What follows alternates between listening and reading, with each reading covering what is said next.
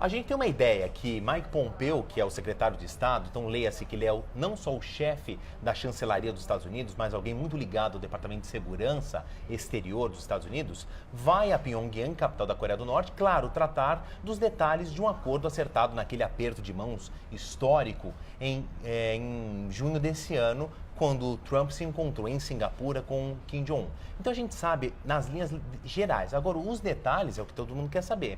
Isso porque nessa terça-feira, Sarah Sanders, que é a porta-voz da Casa Branca, no seu pronunciamento diário à imprensa, disse que Mike Pompeo estaria indo na quinta-feira, ou seja, ela faz um anúncio com 2 dias de antecedência, um encontro importantíssimo entre Estados Unidos e Coreia do Norte, dizendo apenas com 48 horas de antecedência que o secretário de Estado estaria indo para a capital da Coreia do Norte tratar detalhes dos próximos passos da desnuclearização da península. Ponto final. Só falou nisso.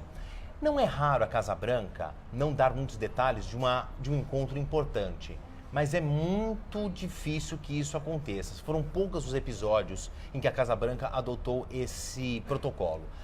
Com o Mike Pompeo, por exemplo, é a segunda vez. Mas, na primeira vez que ele foi à Coreia do Norte, isso em abril desse ano, tudo estava ainda muito sigiloso, porque o mundo não sabia que Estados Unidos e Coreia do Norte tratavam a portas fechadas, por trás das cortinas, por debaixo da mesa, um encontro aí que se tornou histórico. Depois, Mike Pompeo vai a segunda vez à Coreia do Norte, às vésperas do encontro de 12 de junho que aconteceu em Singapura. E agora ele vai pela terceira vez. São 3 encontros em um curto espaço de tempo e esse segundo semi-sigiloso, porque ainda não se sabe detalhes. Bom, o que a Casa Branca falou oficialmente é que é para tratar dos próximos passos. Mas quais são esses próximos passos? E aí eu uso uma informação que saiu de um site muito importante, mas ele não é muito público, ele é muito famoso entre o grande público, mas sim entre os jornalistas, principalmente a gente que cobre internacional, que é o Paralelo Norte 38, ou se vocês quiserem procurar aí pelo Google, é 38 North.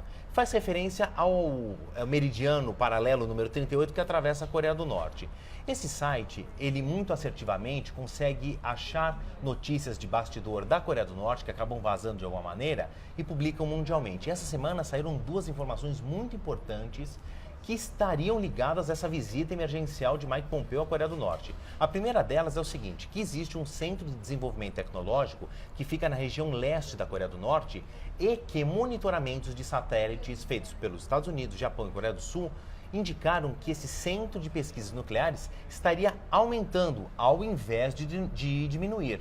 Porque no encontro histórico de 12 de junho foi isso que Kim Jong-un tratou com Donald Trump, a diminuição da capacidade nuclear da Coreia do Norte. O que a gente percebe aí nos bastidores é que talvez os atos não estejam condizentes com os fatos e que a Coreia do Norte, de acordo com essa notícia que vazou, estaria ampliando um centro de desenvolvimento nuclear. Então essa é a primeira grande notícia. A segunda grande notícia vazada por esse 38 North, esse site que eu falei agora há pouco, é de que Kim Jong-un estaria mudando a sua cúpula militar. O comando militar da Coreia do Norte, um país altamente militarizado, em que a cúpula do exército tem decisões de Estado também, é diretamente ligado ao presidente, ao ditador Kim Jong-un, estaria mudando. Também pode ser indícios de uma mudança de alguma filosofia ou alguma linha de comando. Isso é muito suspeito.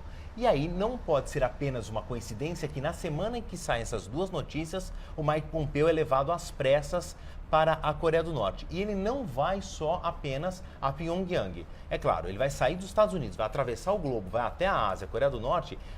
Os Estados Unidos aproveitam para fazer outras coisas, entre eles uma visita do próprio Mike Pompeo a Tóquio, onde ele vai se encontrar com a cúpula do governo japonês e a cúpula do governo sul-coreano, aliados dos Estados Unidos que estavam na mira aí dos mísseis da Coreia do Norte. Depois ele vai a Hanoi, na península do Vietnã, se encontrar com a cúpula do governo de Vietnã, Laos e Camboja, que são aliados dos Estados Unidos, não estão no escopo de ataque da Coreia do Norte, mas estão numa posição estratégica que podem ajudar aos Estados Unidos num eventual conflito com a Coreia do Norte. Então veja que tudo isso está muito nebuloso. Agora, o que o Mike Pompeo vai fazer exatamente, a gente vai ter que esperar a volta dele e a esperança de que ele conte para todo mundo o que ele foi fazer lá. A gente já falou isso aqui algumas vezes, como é curioso, né, o Kim Jong-un simplesmente falar que ok, ele se desmilitarizar, então abrir mão das das armas nucleares, né? Me parece um tanto quanto absurdo gastar 3%,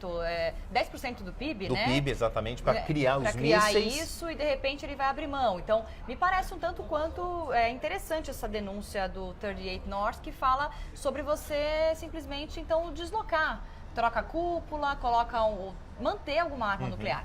Será que a gente vai ter essa resposta quando o Mike Pompeo voltar, Favale? Todo mundo está torcendo, né? Que você veja que curioso. A Casa Branca dizendo que daqui 2 dias vai viajar o nosso secretário de Estado para a Coreia do Norte. Não dá tempo, por exemplo, da imprensa norte-americana, não estou falando da mundial, tá? Da norte-americana que cobre o dia a dia da Casa Branca, se agilizar e para ir junto. Claro. Então vai quase que uma visita a portas fechadas. E outra, talvez fosse necessário uma equipe americana ou, enfim, da ONU, sei lá, quem vai fazer isso para fazer um monitoramento de todos esses pontos nuclearizados da península. Algo que talvez entre na discussão entre os dois aí é o que aconteceu logo depois desse encontro aí do dia 12 de junho. Esse aperto de mão que a gente tanto tratou aqui, histórico e tudo mais, faltou dizer quais serão os próximos passos efetivos. Qual que vai ser a agenda de desnuclearização? O que vai acontecer com o material atômico, nuclear, os resíduos? Os mísseis vão ser destruídos, vão ser desmontados? Bom, outra coisa que os Estados Unidos talvez consigam voltar da Coreia do Norte é o inventário nuclear e o inventário armamentista da Coreia do Norte. Cada país tem o seu e não conta isso porque é uma estratégia de guerra, uma estratégia de segurança. Agora, o Mike Pompeo talvez tenha essa resposta. Não se sabe muito bem quantos mísseis e exatamente qual a capacidade nuclear que a Coreia do Norte tem. Só eles mesmos sabem e não vão contar assim tão facilmente. Mas os grandes observadores, Estados Unidos, Japão, Coreia do Sul, que ficam monitorando ali o avanço nuclear da Coreia do Norte, estimam que Kim Jong-un seja capaz, a Coreia do Norte seja capaz de produzir 6 quilos de combustível nuclear para bombas atômicas por ano. Pô, 6 quilos é muito ou pouco? Só a título de curiosidade, tá? A maior bomba atômica já disparada num cenário de guerra foi a de Nagasaki.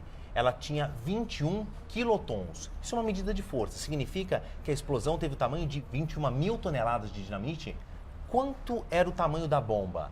10 quilos de material nuclear. Então, se 10 quilos conseguiu fazer uma explosão de 21 mil toneladas de dinamite, então 6 quilos vocês fazem uma conta do que pode fazer também.